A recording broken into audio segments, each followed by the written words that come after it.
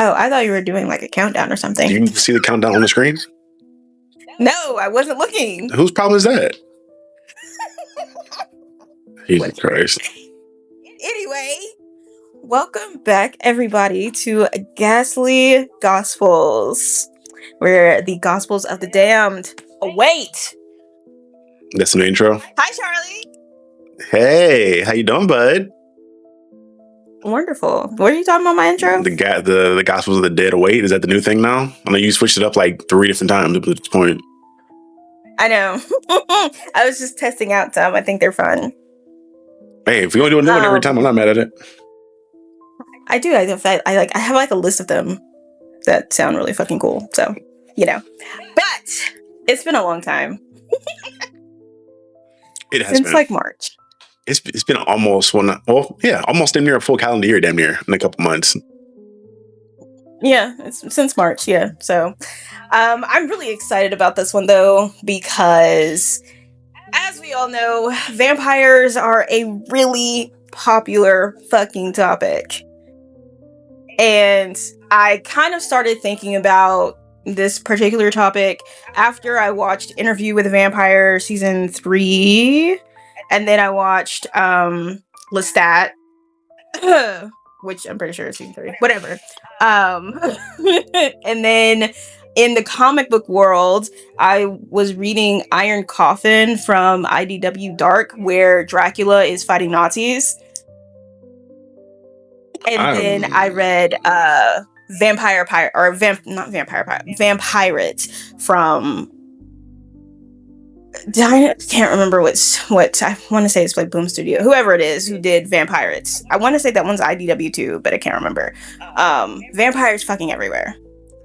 Yeah, I have not been consuming as much vampire content as you. I think to the extent it's been Sinners, and well, you know what? I've been watching Buffy. I've been watching Buffy and enjoying Buffy and seeing all the ways that vampires are portrayed in that show. I don't know why it's taken me so long to get around to watching Buffy the Vampire Slayer, but I've thoroughly been enjoying my watch through for that. So that's been my daily fill of vampire content as of late. And you watched Angel. Like, you watched Angel first, yeah? Yeah, I watched Angel first, like, a long time ago, though, when I was growing up. Like, when the reruns were playing on, the CW, maybe? Yeah. Which is crazy. I mean, again, I was not around or existing in the 90s, and that Angel show came out, like, did that come out in the 90s or early 2000s? Early 2000s, but Buffy was still on. When I was watching TV, I was not seeing no Buffy reruns. Well, I guess it depends, because Buffy was always on when I was getting ready to go to school, because I we would watch TV in the morning before we went to school. Buffy was always on at 7 a.m. while we were getting ready for school, and there's Buffy and Angel back to back. Yeah, I would see a lot of Angel, then I would get a lot of the black sitcoms like the Wayans Bros, Martin, The Fresh Prince, all that stuff. And by the nighttime, we would get into Smallville and some of the other CW stuff. Yeah, the only time I really ever consumed anything from the CW was when it was Supernatural.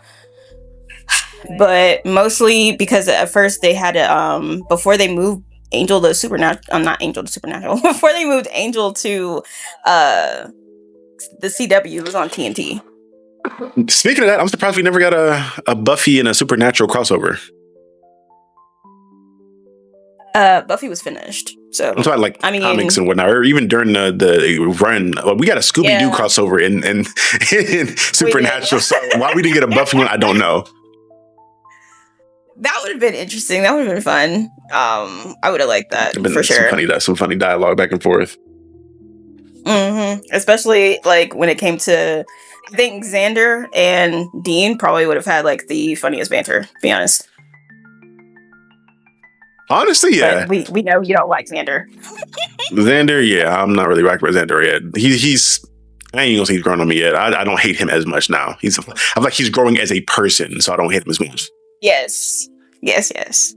But with the topic of vampires, I really, especially when I started talking to Ernie about that vampire historical thing that I wanted to do, that alternate history comic book thing that I wanted to do. Um, and then I was like, I had to start diving into the history of vampires anyway. And I was like, I feel like this would be a really, really fun topic. So we do have it broken up into 3 parts. So the next 3 episodes, well, this one and then the 2 after that, will be about vampires. Just because it is so dense. And honestly, it's like the history of vampires, how vampires came to be in this society where everybody loves them so much, like Twilight and shit. Mm-hmm. And then how the historical context turned into like the social media, the gothic literature, and this cinema that we know. I'm excited to get into it. Again, I'm excited to go OD on vampires for the next couple episodes, and hopefully people enjoy it. I know. I really like. I really think that it'll hit a lot when it comes to the cinema or the like the media aspect, because we get into like Anne Rice talking about the Vampire Lestat, talking about Dracula with Bram Stoker, and then getting into Nosferatu, like Castlevania. Oh, that too. Yes, Nosferatu, Castlevania, especially Castlevania, because one of the things historically that I found in my notes was Elizabeth Bathory, that first episode that we did, allegedly. That she was also considered through some text a vampire as well. Which doesn't surprise me at all.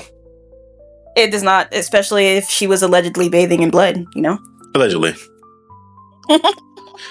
So, one of the main things that I saw in my research of vampires is that there is no single historical moment where vampire was ever invented. It was just like a combination of different things. And so like it was something that just kind of happened and vampire just got slapped onto it. Yes, to your point, it's been like a collection of different minor traits. I think that's been the case for most like ancient monsters that go bump in the night that we've discussed over time. It's always been a combination of either different cultures, rituals and whatnot, or things that people say that get combined into one thing, or just people just taking from things and making a big amalgamation when you're looking at some of the writers from back in the day, like a H.P. Lovecraft or whatever it may be. And for this one, we're starting with ancient Mesopotamia, correct? Yes. So essentially, when it came to like ancient Mesopotamia, which Mesopotamia being like the first like civilization and everything, they were talking about how ancient cultures had beings that started to later resemble vampires, because they were talking about hostile supernatural beings that were connected specifically to illness, or to the nighttime, or to childbirth and then death. And one particular thing that came out of Mesopotamia was Lamashtu, I believe that is how you say her name. That was a female demon who threatened pregnant women, mothers, and infants. Like, she was like, oh, I hate you, so I'm gonna threaten your life. And she was fuck you and them kids. Right. And she was like a Lilith type spirit that contributed to later traditions that concerned like different nocturnal beings. So she was one of the demons whose name would come up, but then also where we have the quote unquote first vampire, which would have been Lilith. And Lilith's story changes multiple times depending on who you're talking to. Yeah, Lilith is interesting because I was doing a little bit of research on her for some stuff I was working on as far as the story goes, and her being obviously the mother of all monsters, quote unquote. When you're looking at the way she's depicted, her being the ex-wife of the devil or of Satan or of Lucifer, depending on where you stand in like Judeo-Christianity and whatnot. She is very much so like a very unfortunate, tragic character from what I've seen when I'm looking through the Bible or whatever it may be. Is interesting though to see her as one of the progenitors of being a vampire. I find very interesting as well, and not just like the aspect of her being a monster queen and whatnot. Yeah, and I really kind of enjoy like when her name comes up, because it's whenever her name comes up, it's always in a different context. So you have like where she was the first woman, not Eve, or where she was, like you said, the ex of Lucifer, or where she was just the mother of demons in general without Lucifer. And then this one just has her where she's the mother of vampires or the queen of vampires. And it's like, so are you saying vampires are demons, or like, what are you trying to do? Which, just doing like a quick comparison, when I was reading Iron Coffin and Dracula died and just like immediately went to hell, the very first thing he encountered was a demon. Interesting.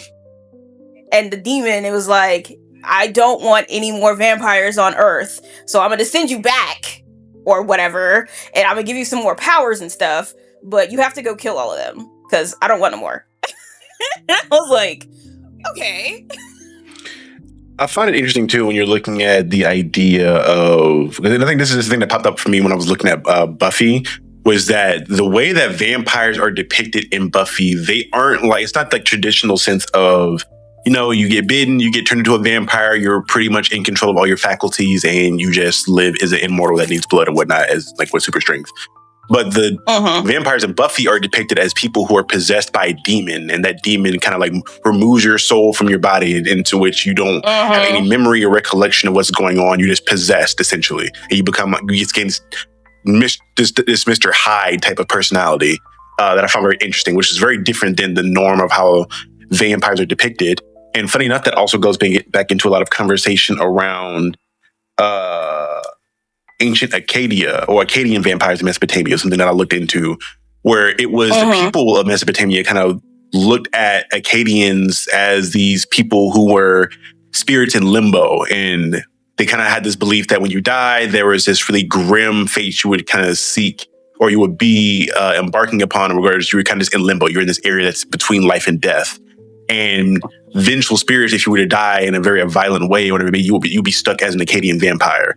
And the only people that can satiate you would be your own bloodline. So funny enough, it kind of resembles a lot of the traditions you would see from something like Dia de los Muertos, where you have people of Mexican culture having shrines to their loved ones at funerals, at graveyards, or whatever it may be, to kind of give them offerings. But in ancient Acadia, in ancient Mesopotamia, the Akkadian vampires are people that required offerings so that they didn't get violent. So it was, again, very interesting to see how these different things, again, they get passed down to different cultures over time and whatnot. Yep. And then I really liked the equation that kind of got put together when you're trying to kind of frame how vampires came about. It was, you have these blood drinking supernatural beings from these different cultures, plus dangerous spirits that are kind of just wandering around the earth, plus corpses that were said to be walking, plus the fear of disease, which we'll get into also, plus burial traditions that had been done incorrectly, and then you have the Gothic literature and the movies, and all of that brings you to modern vampire. I also find it very interesting with this obsession of blood, right? Where you have it to where, obviously, I think because it's inside of your body and it's such a vital resource in regards to you just living and functioning, but it's almost like, especially in certain aspects, depending on who you talk to in certain cultures, like a homoerotic type of thing, where like blood is looked at as like this aphrodisiac almost, that people need to, especially when you're looking at like a lot of Aztec culture and Mayan culture, where it's like this thing that you need to give as worship, or this thing you need to bathe in, or especially when you're looking at like even in modern day where you had talking about people like Kim K bathing in the what was it, the blood of babies or something like that, or like in blood, Yeah. just like had taken blood Yeah. baths to stay youthful and whatnot. Like blood has always been seen as this like invaluable resource, no matter what culture you've been in across the world. And that actually, since you brought that up, that actually brings us into the part where Greece and Rome kind of come into play with their part of it, because we have Lamia, who became associated with like the killing or and devouring of children. And then she was later sexualized, making her like an important predecessor for the seductive female monster that gets found in like vampire lore. So where she like we're taking that blood being an aphrodisiac and just like making it this thing that they have to like, that makes them want to just like sleep with everybody also. And when you have those like scenes, and I know we've seen a few of the scenes maybe in Underworld, I can't remember what the but also in Interview with a Vampire, where they get that taste of blood. And also actually the Dracula TV show on Netflix, it's like the limited miniseries where they get that taste of blood and immediately want to go sleep with each other. Yeah, it's kind of freaked out. Kind of freaked out. I'm not gonna lie to you. Well, funny enough, I know that is a thing that a lot of people have now. Like it's a kink that some women have, where Blood like play, blood yeah, play is blood a whole play. thing. So I could see that easily being like a origin of like, maybe let's say back during those days before they are taking account of a lot of history or things that are being written down for the future of civilization and whatnot. People that may have had blood play kinks, or maybe it was a normalized thing within culture, and that became the origins of the modern day vampire, or like part of that. Just people that are just, again, want to be in, like, want to consume or bathe in blood so much. Oh yeah, and then like women and like not just blood, but women and children also seem to be kind of like at the heart of all of this as well. And it's like it's almost like you have to have like like female vampires in order for the lore to make sense, but then it's almost as if the lore was really only specifically supposed to be women. Interesting. Which I guess makes sense when you're looking at like the woman body, and off top, like women's bodies and all their, even their autonomy has been this coveted resource that men have had forever, when you're talking about like the patriarchy and whatnot. Especially when you're looking at the idea of like just like breast milk, obviously in its own thing being like a nutrient for human consumption needed to grow and whatnot. But blood being another one of those things, I could easily see that getting tied into like another resource that women can provide for men, maybe. I don't know. Exactly. And it's like even when we're talking about like if we were talking about like Dracula, for example, whenever you're reading Dracula and he always refers to every single person that he turns, whether they are male, female, it's my bride. So it's just like it feels like it was originally supposed to just be like this female thing, like this woman thing, and it's like you're putting women in this place of power but also fear amongst like men, and then you invite men into it. And it's like, why would a man be there? Yeah, you can never escape that. I'm not gonna lie to you.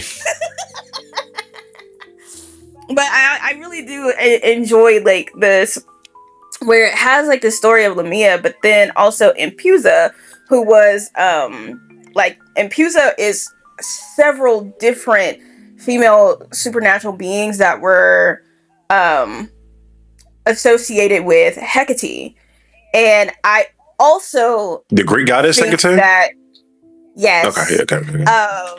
And like they connect them with like deception and seduction and attacks on young men. That's why it feels like vampires were really just like when it was originally kind of like that lore, it was something that was supposed to be something for women. And when you're doing witchcraft, just to like break into witchcraft a little, blood is really important there also. With Hecate, like Hecate being involved in this situation and her being basically the mother of witchcraft, blood is incredibly important when you're doing black magic specifically, honestly. So like whether it's the blood of another person, depending on what you're doing, or you're using like the blood of an animal, or even it's not really the thing, it's kind of like ink, but dragon's blood is something that which is used a lot. Interesting. So what do you feel like? You feel like there's like a correlation between dragon's blood as a horror? Like maybe just like, how do I put this? I always feel like it's interesting when you're seeing blood, even of like other either mythical or literal animals being utilized so much. Like again, we understand like blood is like a life force and an essence of most things in regards to history, but the fact that like certain things are seen as having blood that's more, I guess, coveted when you look at like rabbits or, to your point, dragons, Yeah. or certain things like that. I'm curious what that hierarchy is and why is it the way it is historically speaking. I can't speak too much to dragon's blood because dragon's blood like so it's more like an ink, and they kind of just like call it that. But that's like modernized version. I would have to like go look. But when it comes to animals, they use again rabbits because rabbits are considered like pure animals. So you want like a pure. If you're trying to do something black magic wise, it may ask you to get pure blood that isn't like a human being. So you would get something like a dove or a rabbit or even like a little mouse or something like that. If you're going a bit darker, you would get like a bat or a crow or a raven, something kind of dark that you could find that also contributes to like darkness, I would say. Interesting. Interesting. Which also in and of itself comes back to the vampire thing because vampires in lore are they turn into bats or like a few of them can turn into like a raven or something like that. They pick those animals that are associated with darkness to turn into as like their calling card, warning sign, whatever. Right. Sorry, y'all. I'm a little sick, getting over some stuff. Uh, I do find that very interesting in regards to those animals. Do you think, now, how much of that do you think it's like a color theory thing, where these animals, because they are just like they just colored to be black or have darker colors, or do you feel like it's a thing of looking at their nature? Like obviously, some things like bats, they do actually like drink or eat blood or they lap it up. For the most part, they don't really drink it because they have those tendencies. They kind of look at it as more of a associated thing.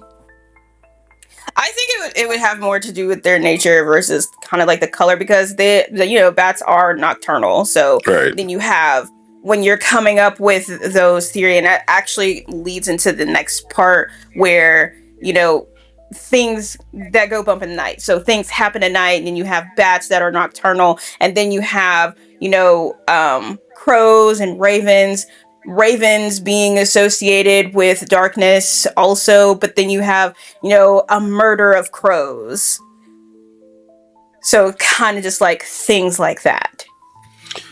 Funny enough, too, I just remember this because we were talking about Castlevania earlier, and also in regards to just like earlier ancient depictions of vampires. If I remember correctly, isn't Sekhmet a vampire of Egyptian mythology? I believe either she was turned into one or she was one originally. I can't quite remember.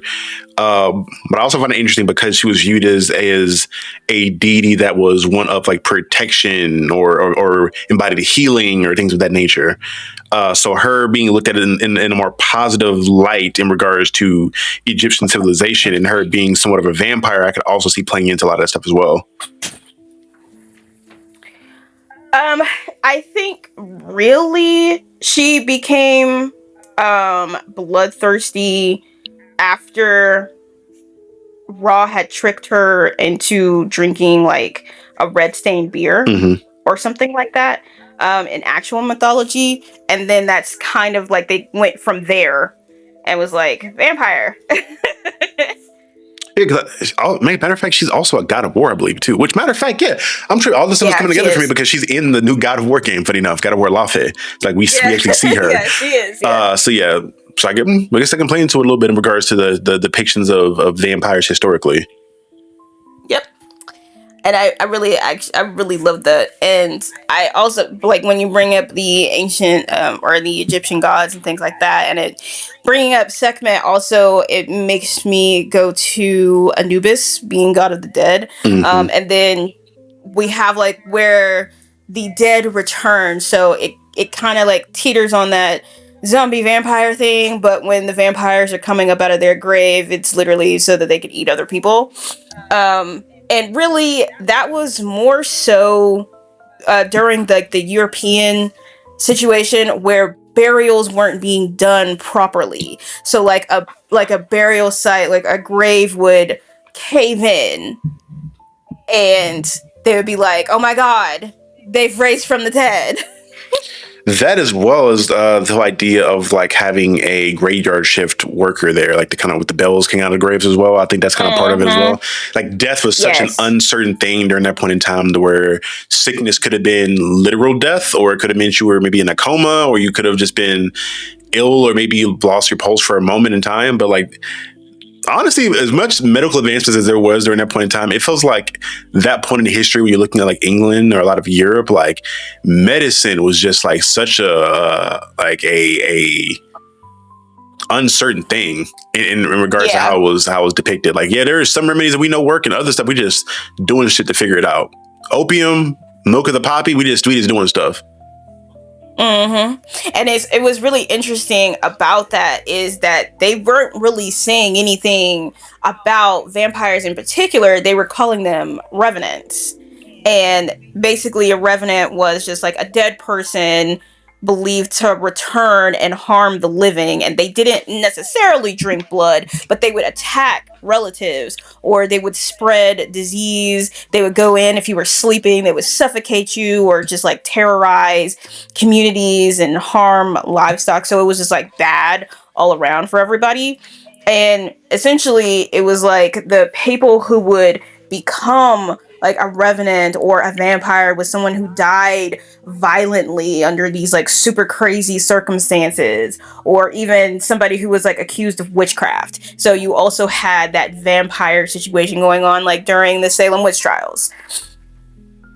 um and then people who were like social outsiders or religious outsiders, and then the ones who received like of course the improper burial rites. I'd be curious to know if honest some of it we can never know. But how much of these myths and these tales around deaths and violent deaths were just bits of guilt, I guess, coming out from people at that time? Because there's no way you don't have Mm-hmm. bits of guilt when you're burning women at the stake as they're like screaming, saying that they're not something that people have claimed them to be.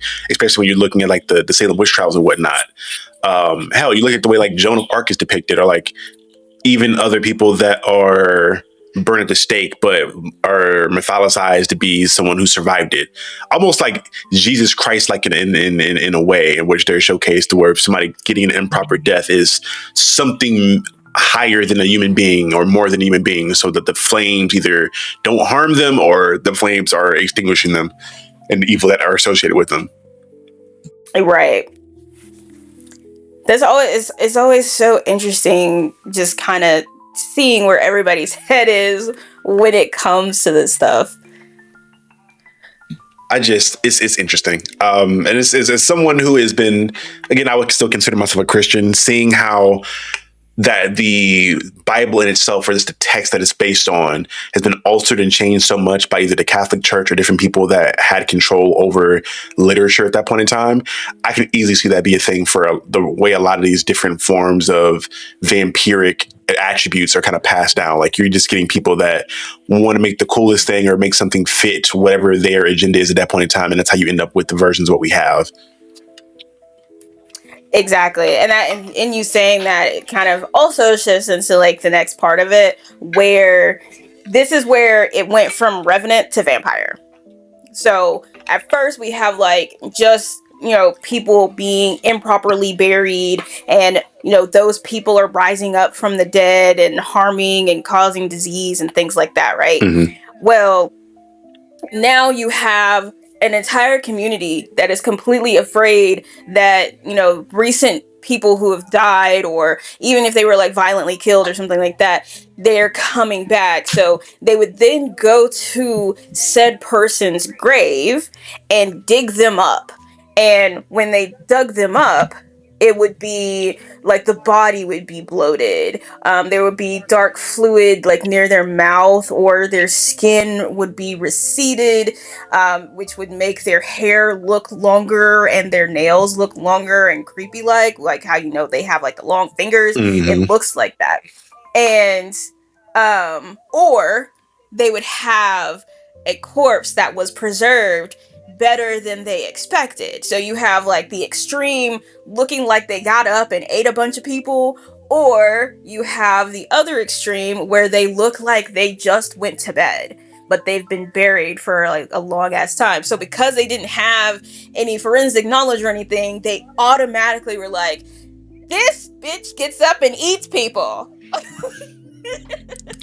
Especially when you're thinking about like the things that happen post-mortem, like again, like you're able, like men get erections, whatever, maybe after death, or any kind of like all this movement when the body's cold. People are just like, oh my god, they have to be alive, or they're quote unquote undead. That's funny as hell to me. That's so funny. I would hate to be a mortician, bro. That has to be like a terrifying job. To be like surrounded by dead bodies in like a basement or some kind of like deep dark place where like no one's around for hours at a time. Yeah, bro. You either have to be someone who is like, I feel like a sociopath, like some Dexter shit has to do a job like that, where like all logic, or Sheldon Cooper, where like all logic is kind of just going out the window for you. You know what that reminds me of? This show on Netflix, it literally just got a season 2 also. It's called Woman of the Dead. She is a mortician, and the way that she copes with being a mortician is like having the dead bodies talk to her. Oh, so she's like schizophrenia type of situation?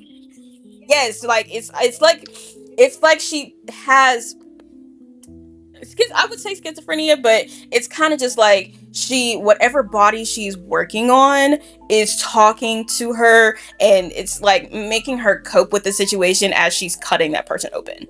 And it does, especially with, because her, like the whole thing about it is like her husband ends up getting killed, and I don't think that she got the body to, because she's the only mortician in town, and it's like the family funeral home type thing, and so she has that whole situation going on where that's how she copes. But then on the other end of it, because it's creepy as shit, on the other end of it, you have The Haunting of Hill House, where the sister was the mortician, and she's seeing shit. Oh, baby, that show was so sad. It was. I'd hate to be the only mortician in town. You have to like do your own family members' bodies, bro.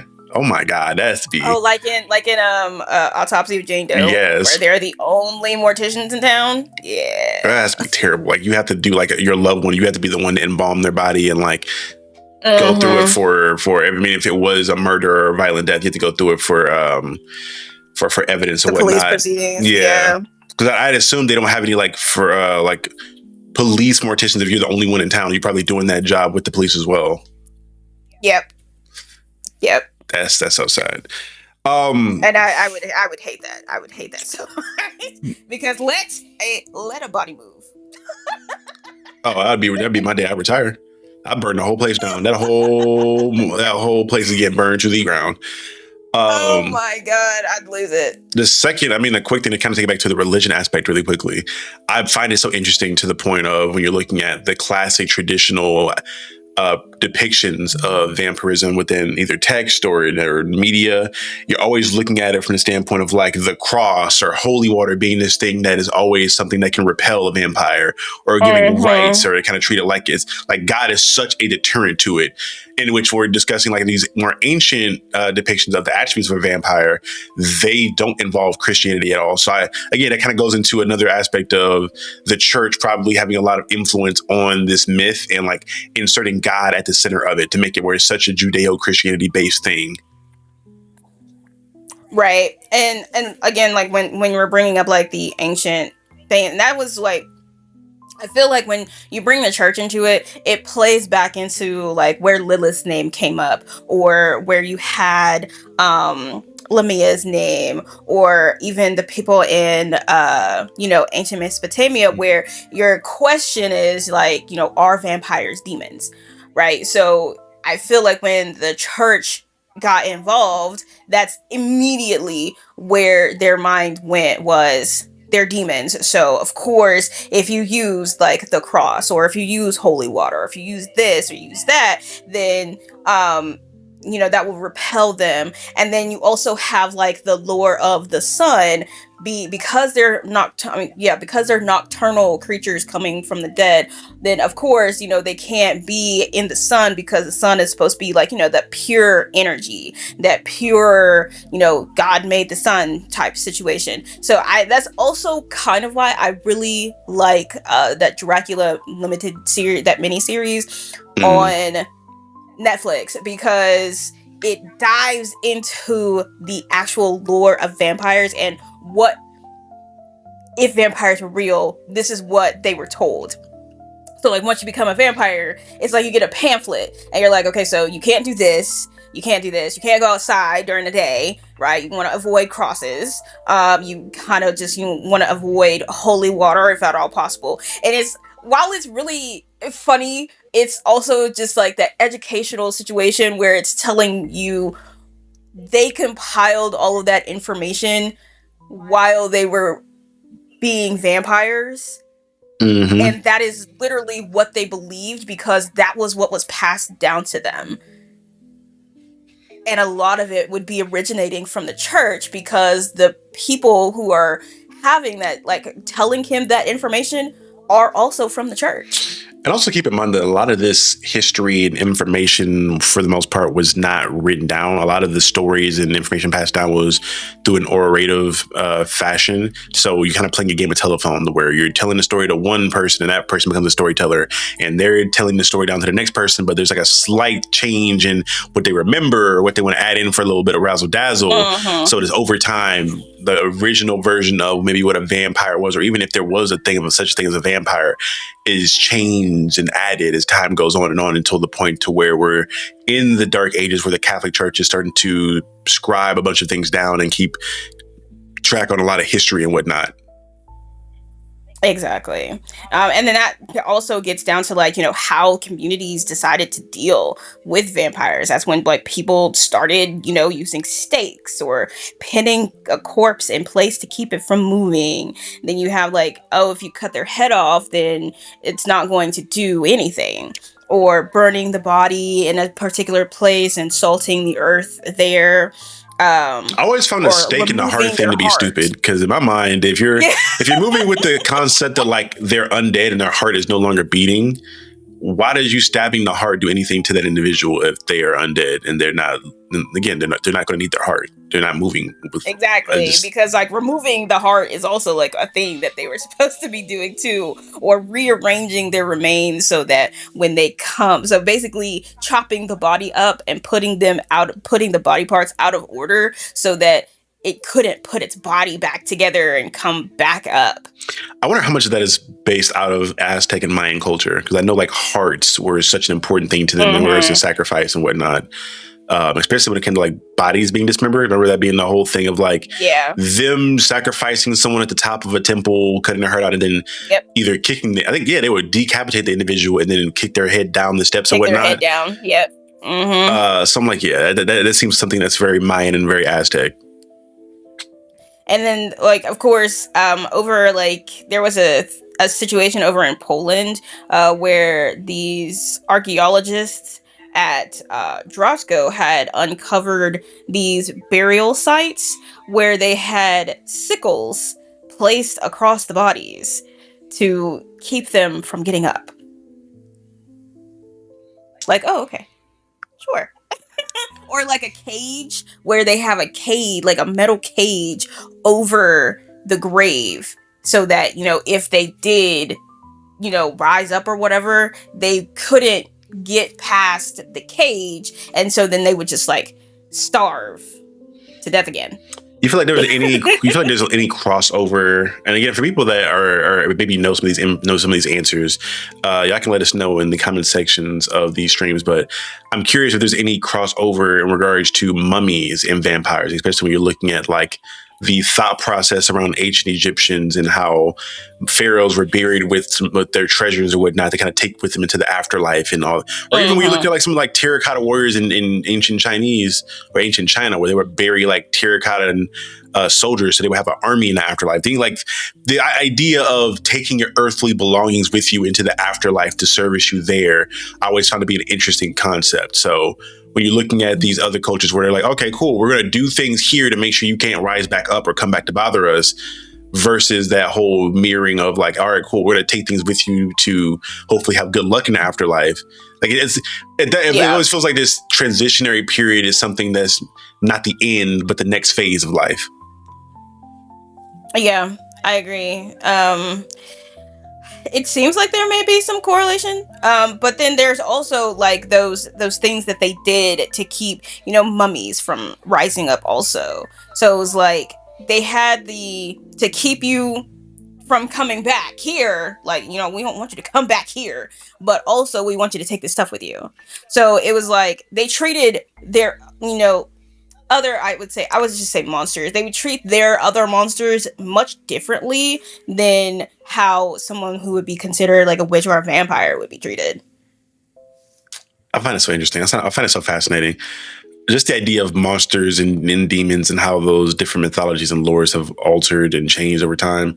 I know a lot of it is historical, but I also, which we'll probably get into in future episodes, I'm also curious to see how much of the lore has been permanently changed due to film or novelization. Mm-hmm. Agreed, yeah. Because I know with things like Nosferatu, like the idea of plague it being like such an associated thing with vampires. Because I honestly did not really realize that was such a thing until I went back to just do some more research after watching Nosferatu. The Edgar Wright. Yeah, I think it's Edgar Wright is the director. Edgar Wright, yeah. Yeah, after seeing how Nosferatu and even watching The Last Voyage of the Demeter, the film that takes place like of the voyage of Dracula into the States, like seeing how, again, the plague and like death and rot was such an associated thing with that version of vampirism, at least at that point in time, when you're looking at like Europe and whatnot. Again, it's interesting seeing the idea of vampirism from Europe to Asia to the Americas, and how even in Egypt to a certain extent, and Africa, I mean, it's interesting. It's all very interesting. It is. I really like it. See, I knew this was going to be fun. Yeah, we're gonna get into some more stuff, y'all. In future episodes, again, like she said before, we're gonna get into different eras, I guess, of vampirism and how it's been depicted over time and the things that are kind of go into it. But I'm excited to get into all this stuff.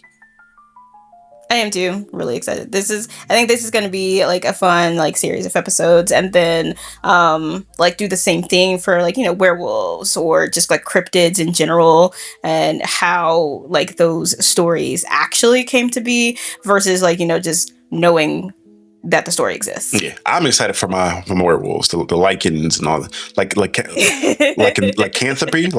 That's what it is. Yes, lycanthropy. For sure. But that is it from us today. Did you have anything else you wanted to say, Charlie? No, just thank you to everyone that's been thoroughly watching over the long gap we've had in between. I think Kaori would mention to me just like throughout the day randomly, like, hey, we're getting views and listens from Singapore, other countries and whatnot. And people still are keeping up with what we're putting out months after the last episode. So I appreciate y'all for just enjoying what we've been saying and what we've been speaking on. And hopefully I've been patiently waiting for us to get more stuff out there. So we apologize for the wait and hope you enjoy. Yep, I hope you guys enjoyed this episode and will enjoy the other episodes after this. We are going to get back to like just a regular scheduled program, I promise. We're good. Sure. But thank you guys again And remember that Ghastly Gospels is where faith meets fear. Okay, you just a new one every time. Okay, my bad. I'm over. I'm thinking I'm ready, and you keep me on my toes at bare minimum. Bye, y'all. Bye.